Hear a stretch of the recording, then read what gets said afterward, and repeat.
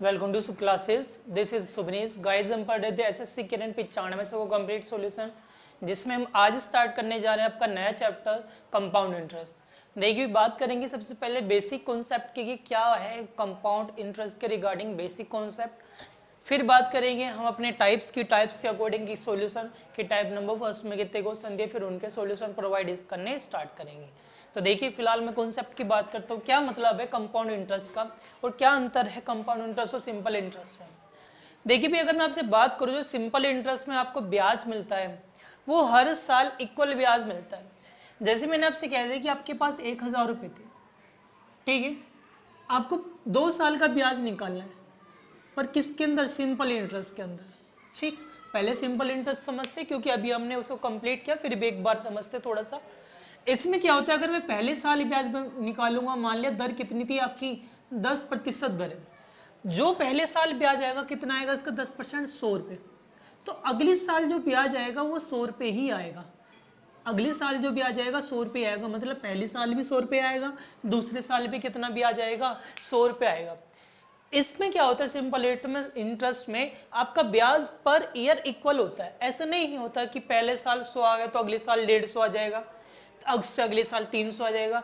आ सकता है पर एक कंडीशन पर, कि हम हर साल रेट को चेंज करें। कंडीशन ये है कि अगर एक ही रेट हो तो हर साल इक्वल ब्याज आता है।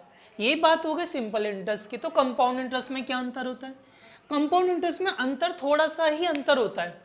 क्या अंतर होता है इसमें? जो भी ब्याज हर साल मिल रहा है उस ब्याज पर अगले साल और ब्याज मिलता है।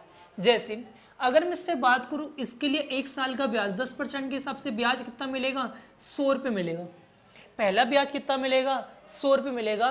तो दूसरे साल जो ब्याज मिलेगा इस पैसे पे कितना मिलेगा? 100 रुपये। तो ये तो प्रोसीजर हुआ किसका? सिंपल इंटरेस्ट का। पर कंपाउंड इंटरेस्ट क्या कहता है, जो पहले ब्याज आया था उस पर भी हमें क्या मिलेगा? ब्याज मिलेगा। तो इसका 10% निकाल दें, कितना हो जाएगा? 10 रुपये। तो ये टोटल कितना ब्याज हो जाएगा आपका? यही क्या कहलाएगा आपका? 210 रुपये कंपाउंड इंटरेस्ट कहलाएगा। यहाँ पर 210 रुपये क्या कहलाएगा आपका? कंपाउंड इंटरेस्ट कहलाएगा। जबकि यहाँ पर 200 रुपये क्या था आपका? सिंपल इंटरेस्ट था। हर साल ब्याज क्या है आपका? इक्वल है। पहले साल भी 100 रुपये, दूसरे साल भी 100 रुपये, और यहाँ पर क्या हुआ? पहले साल 100 आया, पर दूसरे साल क्या हुआ? ब्याज तो 100 रुपये आया, और जो पिछले साल ब्याज आया था उस पर भी क्या आ गया? एक्स्ट्रा ब्याज आ गया। तो यही कंपाउंड इंटरेस्ट का बेसिक सा कॉन्सेप्ट है। अब बात करते हैं इसके रियल कॉन्सेप्ट की, जो हम यूज़ करेंगे किसके अकॉर्डिंग? क्वेश्चन में अकॉर्डिंग। तो देखिए भैया, अगर मैं आपसे बात करूं, फर्स्ट कॉन्सेप्ट आपका बेस होता है किसके ऊपर? रेट के ऊपर। रेट। अगर किसी भी क्वेश्चन में, चाहे वो कितना ही बड़ा सीजल मेंस कैसा भी क्वेश्चन हो, आपको उस क्वेश्चन के अंदर दी हुई, आपको दर दी गई है, तो आप उस क्वेश्चन को किसी भी ईयर पर, कैसे भी ईयर पर बड़े आराम से सोल्व कर जाते हो। कैसे? देखिए कॉन्सेप्ट क्या कहता है। कॉन्सेप्ट होता है, एक मेथड होता है ट्री मेथड। ट्री मेथड क्या होता है? ट्री मेथड ये कहता है, अगर आपको रेट पता है, मान ले एक रेट मान लेते हैं फिलहाल के लिए, लेट रेट कितनी आपकी? 10%। मैंने क्या मान ली? रेट कितनी है? 10%। बस समझने के लिए बात कर रहे हैं। मैंने ईयर की बात कर दी, कितने साल की बात कर रहा हूँ? मुझे 2 साल का कंपाउंड इंटरेस्ट निकालना है। 2 साल का कंपाउंड इंटरेस्ट निकालना है। रेट कितनी दी हुई है आपको? 10%। अब देखो, इस 10% के बेस पर हम सब चीज निकाल सकते हैं। इस 10% को हम क्या लिख सकते हैं? 1/10। क्या लिख सकते हैं? 1/10 लिखा जा सकता है। अगर मैं आपसे बात करूं, आपसे पूछा है 2 साल के लिए, तो कुछ नहीं करना, आपको प्रिंसिपल कुछ तो पता ही नहीं, तो हम अपने माना हुआ प्रिंसिपल, हम प्रिंसिपल मान सकते हैं। क्या मान सकते हैं?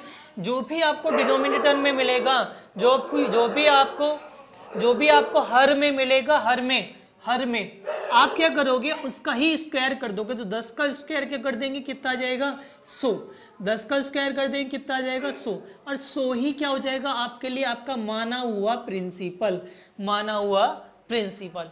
तो मतलब आपको जरूरत सबसे पहले किसकी चीज की पड़ी? प्रिंसिपल की। अब बात करते हैं ब्याज की। तो पहले साल जो ब्याज आएगा तो सिंपल ब्याज आ जाएगा। जो भी ब्याज आएगा, क्या ब्याज आ जाएगा? इसका 10%, 100 का 10%, 10 रुपये। 100 का 10% कितना आ जाएगा 10 रुपये। फिर अगले साल जो क्या हुआ होगा, जो ब्याज आएगा किस पर, इस पैसे पर ब्याज आएगा, कितना रुपये आएगा 10 रुपये। इसका 10% निकाला 10 रुपये आएगा, 10% निकालते हैं 10 रुपये आएगा। अब क्या हुआ होगा, जो पिछले साल ब्याज आया है उस पर भी क्या आएगा, ब्याज आएगा, कितना हो जाएगा इसका 10%, 1 रुपये हो जाएगा। तो यही हमारा बेसिक सा कॉन्सेप्ट है, ये आपका प्रिंसिपल है। अगर मैं बात करूँ इस टोटल की, ये टोटल आपके लिए क्या बनता हुआ दिख रहा है, ये टोटल आपको दिख रहा है 21 रुपये, और 21 रुपये कितने और क्या है आपके लिए, कंपाउंड इंटरेस्ट। क्या बन जाएगा आपका, कंपाउंड इंटरेस्ट। अब बात करूँ इस 20 रुपये की, 10-10 देखो दोनों जगह बराबर हैं, तो 2 साल का सिंपल इंटरेस्ट कितना हो जाएगा आपका 20 रुपये। 2 साल का सिंपल इंटरेस्ट कितना हो जाएगा आपका 20 रुपये। पर बात करूँ इस 1 की, 1 की, ये क्या है, इन दोनों का अंतर, तो डिफरेंस कितना रुपए दिख रहा है यहाँ पर 1 रुपया दिख रहा है। तो डिफरेंस कितना रुपए दिख रहा है 1 रुपया। अगर आपसे यहीं पर पूछ ले कि आपका अमाउंट कितना होगा, अमाउंट होता क्या है, अमाउंट होता है प्रिंसिपल प्लस ब्याज। ब्याज कितना है यहाँ पर 21 रुपये, ब्याज कितना है 21 रुपये, तो हम कितना मान सकते हैं 121। तो हमारा अमाउंट कितना हो जाएगा, मिश्र धन कितना हो जाएगा आपका 21 रुपये हो जाएगा। अब क्या करेंगे, क्वेश्चन में देखो आपको क्या क्या दिया हो सकता है, जैसे थोड़ा सा रफ कर देते हैं। देखिए मान लिया क्वेश्चन में आपको गिवन है, कह रहा है कि रेट दे रखी है आपको 10%। पहला क्वेश्चन की बात करें ऐसी बेसिक समझने के लिए, रेट दे रखी है 10%, कह रहा है कि साधारण ब्याज मतलब कंपाउंड इंटरेस्ट और साधारण ब्याज सिंपल इंटरेस्ट का जो डिफरेंस है वो कह रहा है 2 रुपये है, कह रहा है 2 रुपये है। तो आपसे पूछता है कि प्रिंसिपल याद कीजिए। अब मुझे एक बात बताइए, 10% के अकॉर्डिंग हमारा डिफरेंस कितना आ रहा है 1, हमारे अकॉर्डिंग जो डिफरेंस आ रहा है वो आ रहा है 1, और क्वेश्चन के अकॉर्डिंग कितना आ रहा है 2। तो हमारे 1 की वैल्यू किसके इक्वल हो जाएगी 2 के। तो पूछा है प्रिंसिपल कितना माना हमने 100, तो हमारे 100 की वैल्यू कितनी हो जाएगी 200। तो आंसर कितना हो जाएगा आपका 200 रुपये हो जाएगा। कितने रुपये हो जाएगा 200। अगर यहीं पे आपसे पूछ लेता आपका अमाउंट बताऊं, तो भाई अमाउंट क्या हो जाता, अगर मैं आपके अमाउंट की बात करूं, देखो अमाउंट कितना बैठ रहा है 121, तो 121 की वैल्यू कितनी हो जाएगी 242। यहीं पर आपसे पूछ लेता सिंपल इंटरेस्ट बताओ, 1 की वैल्यू 2 है, तो 20 की वैल्यू कितनी हो जाएगी 40। मतलब आपसे कुछ भी दे दे और आपको रेट पता हो उस क्वेश्चन के अंदर, तो आप सब चीज बड़े आराम से निकाल सकते हो। ठीक है भी, चलिए अब आगे बढ़ते हैं। देखिए क्वेश्चन की ओर बढ़ते हैं, आ जाते हैं आपकी पहली टाइप के ऊपर। ये आपका छोटा सा बेसिक सा कॉन्सेप्ट था जो हम यूज करेंगे अपने सारे ज्यादातर मैक्सिमम क्वेश्चन में। ठीक है, चलिए इससे पहले 1-2 बातें और जानने के लिए देखिए बात करते हैं सिंपल इंटरेस्ट में। तो क्या होता है, जो ब्याज मिलता है सिंपल इंटरेस्ट में वो आपको ईयरली मिलता है। यहाँ क्या हो जाता है कंपाउंड इंटरेस्ट में, साधारण ब्याज में क्या होता है, जो आपका ब्याज है ना वो 2 बेस पर मिलता है। कहीं भी कभी ईयर पे भी मिल जाता है, 3 बेस पर, ईयरली मिल जाए, ठीक है, पूरे साल का, छमाही मिल जाए, तिमाही मिल जाए। मतलब आपको छमाही ब्याज भी मिलता है, आपको तिमाही ब्याज भी मिलता है, और आपको सालाना ब्याज भी निकालना पड़ता है। अब छमाही तिमाही और ईयरली, तो ईयरली का तो कॉन्सेप्ट अभी हम पढ़ चुके हैं, तो इन दोनों में थोड़ा सा अंतर आ जाता है। छमाही की बात करूं मतलब क्या है, ब्याज हर 6 महीने पर ब्याज निकाल रहे हो। कितने महीने पर ब्याज निकाल रहे हो आप, छमाही पर। छमाही का मतलब समझो, छमाही मतलब क्या है भाई, जो आपका ब्याज है ना हर 6 मंथ्स पे कैलकुलेट हो रहा है। कितने महीने पे कैलकुलेट हो रहा है आपका, 6 महीने पे कैलकुलेट हो रहा है। अब क्या करेंगे, क्या होता है छमाही पर कंडीशन ये होती है, जो आपकी दर है, दर तो आपकी क्या हो जाती है आधी, और टाइम कितना हो जाता है आपका डबल मतलब 2 गुना। दर कितना गुना हो जाती है, हाफ गुना। दर हो जाती है आपकी आधा गुना, और टाइम कितना हो जाता है आपका 2 गुना टाइम हो जाता है। तो ये कंडीशन किसकी है, छमाही के लिए। ऐसे ही कंडीशन की बात करूं किसकी, तिमाही की। किसकी बात की जाए, तिमाही की। तो तिमाही की अगर मैं कंडीशन की बात करूं, तो देखो कंडीशन में क्या होगा, जो ब्याज आएगा 3 महीने पर निकलेगा। 3 मंथ्स पर निकलेगा, 3 महीने पर। जैसे हमने छमाही की बात करी थी तो वो तो किस पे महीने में निकलता है, 6। और 1 साल में कितने छमाही होते हैं, 2 छमाही होते हैं।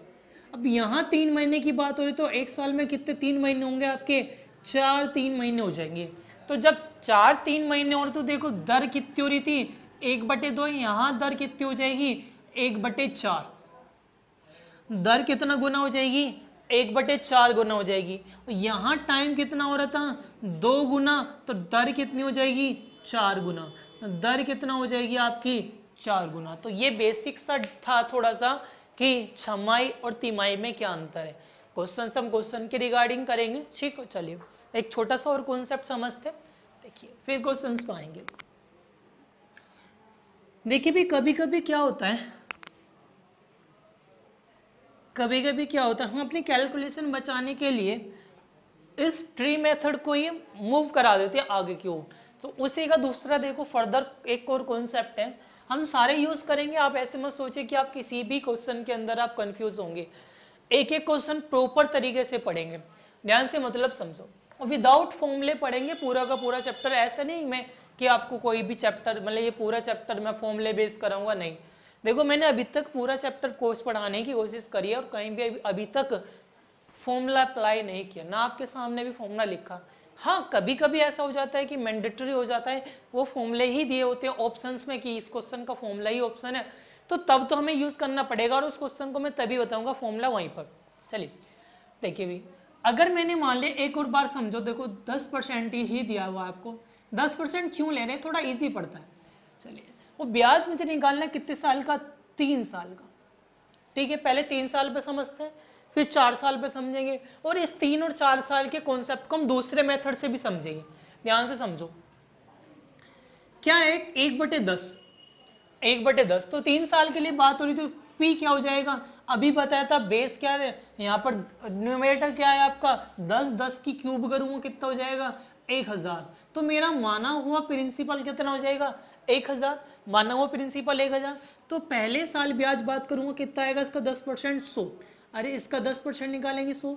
दूसरे साल ब्याज की बात करूँगा इसका 10% तो आ जाएगा 100 रुपये, पर इसका भी तो 10% ब्याज निकलेगा, 10% कितना आ जाएगा 10 रुपये। फिर अगले साल की बात करी, अगले साल ब्याज आया इसका कितना 100। फिर क्या हुआ होगा, जब तीसरे साल ब्याज आया तो सबसे पहले ब्याज जो पहले साल ब्याज आया था उस पर जो ब्याज आया तो उस पर भी ब्याज आएगा, कितना ब्याज आएगा 10%, 10। अब दूसरे साल जो ब्याज आया उस पर ब्याज आएगा, कितना आएगा 10%, 10। यहाँ इसका 10% निकालेंगे 1। तो अगर मैं आपसे बात करूं तो टोटल देखो कितना ब्याज हो रहा है, 100, 200, 300, 10, 20, 30, 30, तो 13, 31 बोल सकता हूँ, 1300 टोटल ब्याज कितना निकल के आया, अच्छा 331 ब्याज निकल के आया, ठीक है। 331 ब्याज निकल के आया, बस आपको ये बात याद रखनी है। अभी यहाँ पर ब्याज निकल के कितना आ रहा है 331। अगर मैं इसी को फर्दर 4 साल के लिए मूव करा दूं कि मैंने इसको 4 साल के लिए बना दिया, तो देखो 4 साल के लिए मतलब क्या हो जाएगा, 4 साल के लिए मतलब क्या हो जाएगा, क्योंकि कभी कभी क्या हो जाता है, अगर मुझे यहाँ पर जरूरत पड़ जाए 4 साल के लिए, ये हमारा 3 साल का ब्याज निकल के आया था, ठीक है। 4 साल के लिए तो 10% का मतलब 10 की पावर 4 प्रिंसिपल मान लिया आपने, कितना आ जाएगा आपका 10,000। पहले साल ब्याज आएगा 1000, थोड़ा सा जल्दी कर लेते हैं, फिर 1000 ब्याज आ जाएगा, इस पर ब्याज आएगा 100 रुपये। इस पर ब्याज की बात करें तो कितना आ जाएगा 1000, इस पर ब्याज की बात करें तो आ जाएगा 100, इस पर ब्याज की बात करें तो आ जाएगा 100, इस पर ब्याज की बात करें तो कितना आ जाएगा 10। फिर अगले साल ब्याज आएगा, इस पर आएगा कितना आएगा 1000, इस पर ब्याज की बात करें आएगा आपका 100, इस पर ब्याज की बात करें तो कितना निकल के आएगा 100, इस पर ब्याज की बात करें कितना आएगा 10, इस पर ब्याज की बात करें कितना आ जाएगा 100, इस पर ब्याज की बात करें 10 आ जाएगा, इस पर ब्याज की बात करें 10, और इस पर ब्याज की बात करें कितना आ जाएगा 1। अब आप देख रहे होंगे कि जैसे ही आपने 3 साल से ज़्यादा ऊपर गए, आप 3 साल से जैसे ही ऊपर जाने लगे तो देखो कितना बड़ा सा डायग्राम बना। अब पेपर में इतना बड़ा डायग्राम बना के सोल्व थोड़ी करेंगे, भाई आ तो जाता है ना पेपर में 4-4 साल का। तो इसी को रिड्यूस करने के लिए अभी हम दूसरा मेथड अप्लाई करेंगे। पहले इसका ब्याज समझो, 1, 2, 3, 4, 4000 तो ये पूरा हो गया, 1, 2, 3, 4, 5, 6, 4600, 10, 20, 30, 40, 41, 46, 41। तो टोटल यहाँ पर ब्याज की बात करूँ तो कितना ब्याज निकल के आ रहा है? 46, 41 ब्याज निकल के आया 4 साल के लिए। 4 साल के लिए आपका ब्याज कितना हो जाएगा? 46, 41। ठीक है, चलिए अब बात करते हैं दूसरे कॉन्सेप्ट की। कॉन्सेप्ट कुछ अलग नहीं है, इसी कॉन्सेप्ट को मूव किया हुआ है। देखो कैसे, इसी कॉन्सेप्ट को हमने बढ़ाया हुआ और कुछ नहीं किया हुआ। चलिए पहले 3 साल की बात कर लेते। बर्थ वही है, दर है आपकी 10% ही है। चलो 10% के हिसाब से 3 साल की बात कर रहा हूँ, 3 साल, 3 ईयर। ठीक, अब आपको इतना तो पता है प्रिंसिपल कितना होगा? 1000। और तो 3 साल बात कर लेते, पहला साल, दूसरा साल और तीसरा साल। ठीक है, अब दूसरे साल आएंगे तो 2 डंडे खींच रहे हैं और तीसरे साल आएंगे तो 3 डंडे खींच रहे हैं। ठीक है भाई, देखो क्या हुआ, जब पहली साल आया तो 1 डंडा, दूसरी साल आया तो 2 डंडे, तीसरे साल आया तो 3 डंडे। और कुछ नहीं करना, बहुत ईजी है। देखो कितना परसेंट ब्याज आएगा? 10%। कितना आएगा? 100। इसका 10% कितना होगा? 10। और इसका 10% कितना हो जाएगा? 1। ध्यान से मतलब समझो, इसका 100 का 10, 1000 का 10%, 10, 100। इसका 10%, 10। और इसका 10% कितना आ जाएगा? 1 आ जाएगा। ठीक, देखो यहां से स्टार्टिंग हो रही है तो हमेशा याद रखना ये नंबर होते हैं आपके एक एक। ये केवल अभी बता रहा हूं, आगे आपको खुद याद हो जाएंगे, कोई ज्यादा सोचने वाली बात नहीं। अगर ये 100 है तो ये भी 100 होगा, और ये 100 है तो ये भी 100 होगा। ठीक है, अब स्टार्ट ये भी 1 से ही होता है। अब स्टार्ट ये भी नंबर 1 से होता है, पर अगले वाला नंबर क्या आएगा? ये जो अगले वाला नंबर आएगा ये डिफाइन करता है कि इसके सामने कौन सा नंबर लिखा है। तो कुछ नहीं होता, कैसे करेंगे आगे? इसके सामने जो नंबर लिखा होता है ना, इन दोनों को जोड़ दो। 1 और 2 कितना होगा? 1 और 1 कितना हो जाएगा? 2। 2 जोड़ देंगे तो जोड़ने के बाद कितना आ जाएगा? 10। और 10 का दुगना कितना होता है? 20। यहाँ 2 लिखा है ना, तो 2 मतलब इसका दुगना। अब टोटल ब्याज चेक करो, 100, 200, 300, 330, 331। क्या 331 ब्याज आ रहा है ना निकल के? क्या 331 ब्याज निकल के आया नहीं आया? बिल्कुल आ गया होगा, समझ में बात। ठीक है, दोबारा समझो। पहले साल ब्याज आया 100, फिर इस पर ब्याज आया 10, फिर इसका ब्याज आया 1। पहले साल जो भी होगा, मतलब कि पहले वाला जो कॉलम में फिल करोगे, एक एक नंबर फिल करोगे। यहाँ पे भी आप रख सकते हो सब पर, यहाँ जो स्टार्ट हो रहा है सब पर 1 ही स्टार्ट हो रहा है। अरे इससे पहले तो कुछ भी नहीं है, 0 होता है तो 0 से कोई मतलब नहीं है। 1 1 1, यहाँ भी 100, यहाँ भी 100, यहाँ भी 100। अब यहाँ से 1 करा, 1 करी कितना होगा? 2। 2 यहाँ लिख दिया तो 10 का दुगना कितना होता है? 20 होता है। चलिए अगले देखिए क्वेश्चन। अगर 4 साल के ब्याज की बात करें, 4 साल के ब्याज की बात करते हैं, तो देखिए 4 साल, तो 4 साल में 4 डायग्राम बनेंगे। 1 2 हो गया, 3 हो गया, 1 2 3 और 1 4 हो गया। ये देखने में बस आपको लग रहा है, अदरवाइज इसके कैलकुलेशन उससे बहुत ज़्यादा इजी होती है। क्या करें? अगर पहला पैसा तो आपको पता ही चल गया होगा कितना मानना है आपको, 10,000 रुपये मानना है। तो पहले वाले पे 1000 ब्याज आएगा, इस पर आएगा 100, इस पर आएगा 10 और इस पर कितने रुपये आ जाएगा? 1। फिर से वही बात, पहले वाले को क्या करना है? 1 1 फिल कर देना है सबके अंदर। कितना फिल कर देना? 1। यहाँ पे भी 1 है, ये भी 1 है, ये भी 1 है और ये भी क्या? 1। चलिए ये 1 लिखा मैंने, ये 1 लिखा, चलिए बस इतना ही लिखना। अब ध्यान से देखो, 1 और 1 कितना होता है? 2। 2 और 1 कितना होता है? 3। 1 और 2 कितना होता है? 3। ठीक है, चलिए अब 100 का दुगना 200, 100 का 3 गुना 300, 10 का 3 गुना 30। चलिए अब टोटल जोड़ दो, यही तो 3 4 4000 हो गया, 200 300 500 600 हो गया, 40 हो गया, तो 4641। 6 4 1 क्या बराबर आ रहा है? नहीं आ रहा? तो इसकी कैलकुलेशन उसकी कैलकुलेशन से बहुत ज़्यादा इजी होते हैं। तो हमारे दूसरा कॉन्सेप्ट था। ठीक है, तो हम ज़्यादातर क्वेश्चन किसी बेस पे यूज़ करेंगे? ऐसे क्वेश्चन करेंगे। और दूसरा मेथड है हमारा ट्री मेथड। तो मैक्सिमम क्वेश्चन हम ट्री मेथड से करने की कोशिश करेंगे। और जिसमें 2 साल या 3 साल 4 साल 5 साल 7 साल 8 साल 10 साल का पूछेगा भी, तो हम किसे यूज़ करेंगे? ये वाला मेथड यूज़ करेंगे।